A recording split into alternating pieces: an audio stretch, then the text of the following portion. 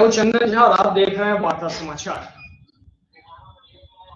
भारत में कांग्रेस के युवराज कहे जाने वाले राहुल गांधी ने दक्षिण से लेकर उत्तर तक भारत जोड़ो यात्रा निकाली। काफी सारे लोगों का सपोर्ट मिला।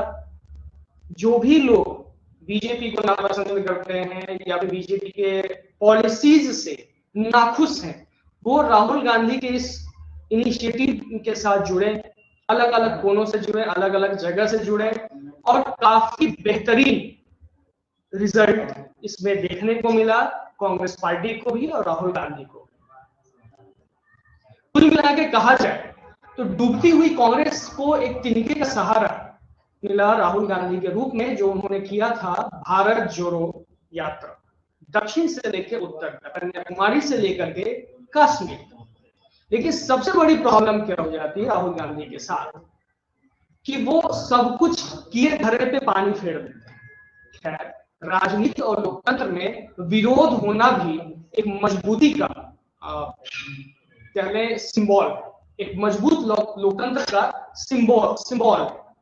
कुल मिला के भारत एक मजबूत लोकतांत्रिक देश है, लोकतांत्रिक मूल्यों वाला देश है, लोकतांत्रिक विचारों वाला, प्रकृति वाला देश है। तो इसमें विरोध होना और इस तरीके की यात्राओं को निकालना कहीं ना कहीं लोकतंत्र को मजबूत ही करता है। लेकिन जब कांग्रेस के युवराज विदेश जाते हैं, अब खेल यहां से शुरू होता है। कांग्रेस के युवराज जब विदेश जाते हैं तो इंटरनेशनल फोरम्स पे, इंटरनेशनल प्लेटफॉर्म्स पे भारत के बारे में जो बातें करते हैं, भारत के बारे में जो चीजें बोलते हैं, वो कहीं ना कहीं एक आम आदमी को, एक आम भारतवासी को सही नहीं लगती, चाहे वो बीजेपी का सपोर्टर हो या कांग्रेस का सपोर्टर हो। कुल मिला के कहा जाए, आप आज मुझे किसी पत्रकार के रूप में ना देखें, मुझे बिल्कुल इस तरीके से ना देखें कि मैं लोकतंत्र का चौथा स्तंभ हूं। मुझे आप आज इस तरीके से देखें कि मैं एक कॉमन मैन हूं, कॉमन इंडियन हूं, कॉमन सिविलियन, एक कॉमन आम भारत का नागरिक। मुझे कितना बुरा लगता है कि मेरे घर में जो समस्याएं हैं, प्रॉब्लम्स हैं, उसको राहुल गांधी जो है एक इंटरनेशनल प्लेटफॉर्म पे ले जाकर के उसके बारे में डिस्कस करते हैं। और इन्हीं सारे मुद्दों पर बातचीत करने के लिए आज हमारे साथ हमारे मित्र तारिक मुख्तार हैं, जो मैं तारिक मुख्तार जी को जोड़ता हूं, अपने साथ लाइव पे हैं अभी हमारे साथ। और वो हम दोनों मिलके एक भारतवासी के नाते, एक नागरिक के नाते, भारत के नागरिक के नाते सिंपल स्वच्छ बातचीत करेंगे और एक मैसेज देने की कोशिश करेंगे कि आने वाले वक्त में आप प्रधानमंत्री बन सकते हैं राहुल जी, लेकिन ऐसी जो आप घटनाएं करते हैं, दुर्घटनाएं करते हैं, प्रधानमंत्री तो छोड़िए, आप विधायक और विधान परिषद में जाने लायक नहीं रहे। तो अब हम ऐड करते हैं अपने साथ तारिक मुख्तार साहब। तारिक जी नमस्कार। नमस्कार। नमस्कार चंदन जी, मैं आपकी बातों को सुन रहा था तो आपके जो आखिरी अल्फाज थे कि विधायक, तो मेरा कहना है कि ऐसी बातों के बाद राहुल गांधी जी विधायक नहीं, एक नगर पार्षद यानी सभासद का चुनाव भी नहीं जीत सकते हैं। जी बिल्कुल। उसकी वजह यह है कि आपने बहुत अच्छी बात कही कि हर घर में इंटरनल प्रॉब्लम्स होती हैं, हर घर में अपने अपने बीच लड़ाई झगड़े होते हैं, मगर हम अपने घर के झगड़ों को बाहर जाके नहीं कह सकते। हम मानते हैं कि भारतीय जनता पार्टी और कांग्रेस की विचारधारा बिल्कुल अलग है। भारतीय जनता पार्टी और कांग्रेस एक दूसरे के उस पर नहीं चलते हैं, मगर ये विचारों की लड़ाई अपने मुल्क में है। आप बाहर किसी जगह जाते हैं और आपको वहां चीफ गेस्ट बनाया जाता है और आप वहां बैठ के अपने मुल्क की बुराई करते हैं, ये अच्छी बात नहीं है। राहुल गांधी जी ने जो अपनी एक छवि बनाई थी इस भारत जोड़ो यात्रा से, इससे राहुल गांधी जी की बहुत अच्छी छवि बनी थी, मगर उसके बाद पता नहीं उनको क्या हो गया। मुझे तो लगता है रहे रहे उनके ऊपर कुछ एक चीज सवार हो जाती है कि वो एक अच्छे पॉलिटिकल, एक अच्छे नेता होते हुए बड़े बचकाने बयान दे देते हैं। नहीं, ये बचकाना बयान तारिक ही ऐसा है कि बचकाना बयान जो है भारत के हर नागरिक को मतलब दुख देता है कि आखिर ये हमारे देश की समस्या आप बाहर ले जाके बोलते हैं। मसलन बात करें कि उन्होंने ये बोला हाउस ऑफ कॉमन्स में, वहां एक स्पीच था, स्पीच के दौरान उन्होंने बोल दिया कि जो बीजेपी के लोग हैं, बीजेपी के सांसद हैं, वहां पे हम लोग के माइक्रोफोन्स को बंद कर दिया जाता है, हमारी बातों को सुना नहीं जाता है। मतलब ये सुनने में आपको नहीं लग रहा है कि ये अजीब सी बात है? बिल्कुल अजीब सी बात कि 2014 से बीजेपी की सरकार है और आज 2023 इसमें इसमें दसियों बार से हर साल 3 से 4 बार सेशन बैठती है लोकसभा राज्यसभा की। इस ड्यूरेशन में अगर देख लें तो कम से कम 30 से 35 बार सेशन बैठ चुकी है। एक बार भी अगर माइक्रोफोन बंद होता या उनकी बात नहीं सुनी जाती तो देश में तो क्रांति हो जाता, बवाल मच जाता पूरे देश में, लेकिन ऐसा तो कुछ हुआ नहीं। देखिए आपकी बात बिल्कुल सही है, मगर इसको सिर्फ हम इतना कह सकते हैं कि राहुल गांधी क्या चाहते हैं या कांग्रेस क्या चाहती है, ये कोई नहीं समझ पा रहा है अभी तक। 2014 के बाद से मुझे लगता है कांग्रेस अपना आपा खो बैठी है। कांग्रेस हार से हारते हारते इस लेवल पे गिर गई है कि आज राहुल गांधी का असर शायद उसी के सदमे से हो रहा है। उसकी वजह यह है कि राहुल गांधी जी का ये बयान किसी भी स्तर पे, किसी भी लेवल पे समझ में नहीं आने वाला है। एक बच्चा भी होगा तो वो भी ऐसी बात नहीं करेगा जैसा उन्होंने बयान किया। जैसा कि मैं आपसे कह रहा था कि भारत जोड़ो यात्रा में जो राहुल गांधी ने अपनी एक छवि बनाई थी, एक अपनी पोजीशन बनाई थी, एक अपनी रेपुटेशन बनाई थी, उसको फिर से उन्होंने धूमिल कर दिया और वो फिर उसी जगह पे खड़े हो गए जिस जगह से उन्होंने शुरुआत की। बिल्कुल। अब समझिए, राहुल गांधी के सामने नरेंद्र मोदी जैसा दिग्गज व्यक्ति खड़ा है, उनके बाद वाले लाइन में योगी आदित्यनाथ जैसा दिग्गज व्यक्ति खड़ा है, जिन्होंने बिल्कुल वो ये दोनों गुदरी के लाल हैं, बहुत छोटे से घर से आकर के यहाँ आगे तक बढ़े हैं। राजनीति के एक एक कण कण से ये वाकिफ है कि पॉलिटिक्स में क्या होता है, समाज में क्या होता है, लोगों के बीच में क्या सोच है, क्या विचार है। फिर भी राहुल गांधी इन लोगों से सीखते हुए नहीं, पता नहीं इनके आसपास कैसे लोग हैं, कैसे जमात इनके आसपास खड़ी है जो उल्टी सीधी बातें समझाने में लगी रहती है, या यूं कहें कि कांग्रेस की जड़ खोदने में लगी हुई है। मैं आपसे एक बात कहूंगा। देखिए, जो आप कह रहे हैं कि आसपास लोग हैं, तो ये इतिहास आज का नहीं है। ये इतिहास आजादी से पहले जब मुगलों का शासन हुआ करता था, उस वक्त से ये इतिहास चला आ रहा है कि राजा के जो साथ वाले लोग होते हैं वही नैया डिबोते हैं। और कांग्रेस को आज बर्बाद करने वाला नरेंद्र मोदी, योगी आदित्यनाथ या राष्ट्रीय स्वयंसेवक संघ नहीं है। कांग्रेस को खुद कांग्रेस के लोगों ने बर्बाद किया है। आपको मैं बहुत मजे की बात बताता हूँ तारिक साहब, बहुत मजे की बात, कि जैसे बीजेपी का आईटी सेल है, वैसे ही कांग्रेस का भी अपना आईटी सेल है। हर राज्यों में अलग अलग है, केंद्र में अलग है, बिल्कुल सही है। और जान के आपको आश्चर्य होगा कि कांग्रेस के आईटी सेल में राहुल गांधी से ज्यादा चर्चा नरेंद्र मोदी की होती है। मैं वही कह रहा हूं, समझ सकते हैं इस बात को। मैं वही कह रहा हूं कि आज की डेट में कांग्रेस को डुबाने वाला कोई बाहर वाला नहीं है। कांग्रेस को खुद कांग्रेस के अपने लोगों ने, मैं अगर आपके साथ लाइव जुड़ा हुआ हूं और मैं अगर कुछ कांग्रेस के बैकबोन्स का नाम ले लूंगा जिनकी ऐसी ऐसी चीजें हमारे पास मौजूद हैं कि जिन्होंने किस तरह से कांग्रेस को नुकसान पहुंचाया है, तो शायद बहुत बड़ा बवाल हो जाए। देखिए, लोकतंत्र में एक अच्छी डिबेट का होना बहुत आवश्यक होता है, बहुत नीड है, क्योंकि भी बातें चीजें छन के आती हैं। भारत में जो लोकतंत्र है, जो डेमोक्रेसी है, उसमें बहुदलीय व्यवस्था है। उसमें एक दल से किसी की स्वार्थ सिद्धि नहीं हो सकती, ना जनता की, ना ही किसी और की। तो जिस तरीके से बीजेपी है, कांग्रेस है और दूसरी क्षेत्रीय और राष्ट्रीय पार्टियां हैं, कुल मिलाकर ये सभी जो है जनता के लिए और देश के लिए हित का काम करती हैं। लेकिन राहुल गांधी के मामले में ऐसा आता है, ये पता नहीं कौन सा काम करेगा, मंगल ग्रह के बारे में सोचते हैं, देखिए के बारे में सोच रहे हैं, समझ नहीं आता। देखिए मैं आपसे बहुत अच्छी बात कहने जा रहा हूं कि मुझे तो ये लगता है कि कांग्रेस पार्टी और गांधी परिवार राजीव गांधी के बाद से खत्म हो चुका है। उसकी वजह यह है कि राहुल गांधी ने जिस तरह से, राहुल गांधी के ऊपर हम लोग चर्चा कर रहे हैं, मगर उसी चर्चा में एक नाम और आता है। जब एंट्री हो रही थी प्रियंका गांधी की, तो लोग कह रहे थे इंदिरा जी आ रही हैं, इंदिरा जी बैक कर रही हैं।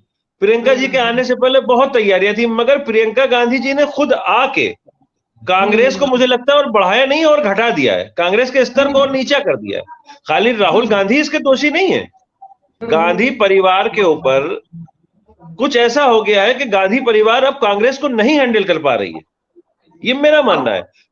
अब सोचिए कि हर चीज में कांग्रेस भारत की सबसे पुरानी राजनीतिक पार्टी है, 1885 में इसका गठन होता है।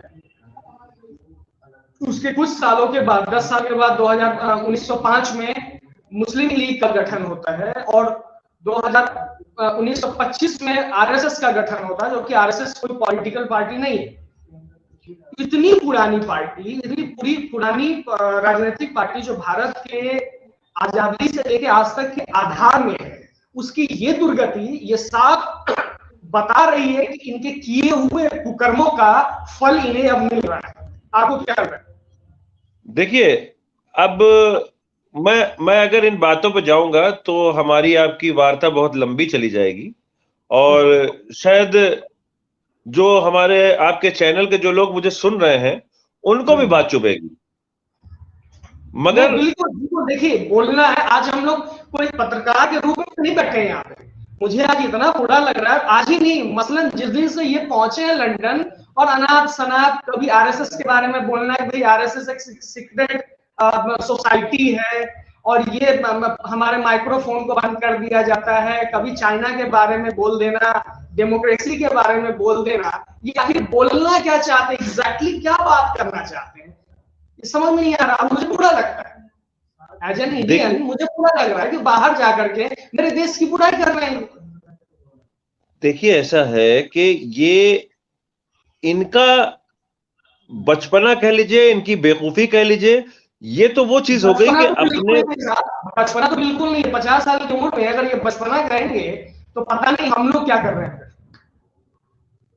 साहब, ये सिर्फ उनके दिमाग में ये चीज हो, मुझे लगता है शायद उनके दिमाग में ये चीज हो कि इससे मोदी जी की नरेंद्र मोदी जी की छवि को खराब पहुंचेगी, नरेंद्र मोदी की छवि खराब होगी। मगर वो मैं एज अ मुस्लिम एक बात कहना चाहूंगा कि जिसको राखे साइयां मार सके न कोई। नरेंद्र मोदी अपनी किस्मत लेके खुद पैदा हुए हैं और नरेंद्र मोदी के ऊपर भगवान का, अल्लाह का ऊपर से एक ऐसा हाथ है कि वो चंद करोड़ों लोगों में से एक आदमी ऐसा पैदा होता है। मुझे नरेंद्र मोदी जी से मेरी कभी भेंट वार्ता नहीं हुई है, मैं कभी उनसे मिला नहीं हूं, मगर हमारे प्रधानमंत्री सालों आजादी के बाद मुझे लगता है कि शायद पहली बार भारत को एक ऐसा प्रधानमंत्री मिला है जो आज भारत को एक उस लेवल पे लेके आ रहा है, उस जगह पे ला रहा है जिसकी कामना 50 साल से लोग कर रहे थे और नहीं हो पा रही थी। और आज भारत में मैं मानता हूं कि 2014 के बाद भारत में बहुत परेशानियां आई, भारत में बहुत सी दिक्कतें हुई, नोटबंदी हुई, लोग परेशान हुए, रोजगार चला गया, लोग परेशान हुए, चीजें महंगी हो गई, लोग परेशान हुए, सिलेंडर महंगा हो गया, लोग परेशान हुए, पेट्रोल महंगा हुआ, लोग परेशान हो गए।